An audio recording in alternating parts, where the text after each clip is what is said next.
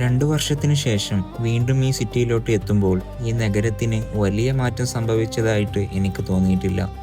ഹോസ്റ്റലിൽ നിന്നും സ്ഥിരം നടന്നു വരുന്ന നടപ്പാതക്കെല്ലാം ഇന്നും അതേ സൗന്ദര്യം.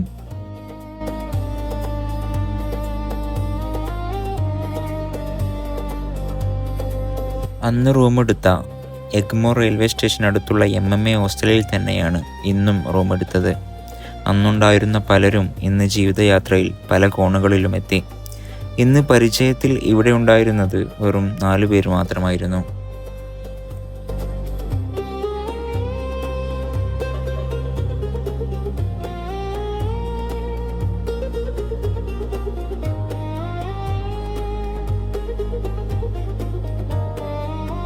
എന്നെ ആദ്യമായി മെട്രോയിൽ കയറ്റിയതും ഊബർ, റാപ്പിഡോ, ഓല എല്ലാം പഠിപ്പിച്ചു തന്നതും ഈ നഗരമാണ്.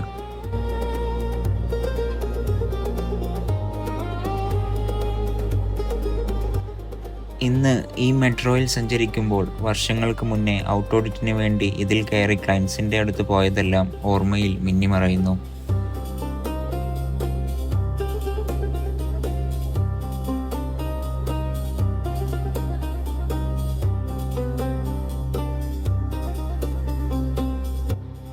ഏതായാലും വന്ന കാര്യങ്ങളെല്ലാം നല്ല രീതിയിൽ അവസാനിച്ചതിൻ്റെ ആനന്ദത്തിൽ വീണ്ടും ഈ നഗരത്തിനോട് വിട പറഞ്ഞ് നാട്ടിലോട്ട്.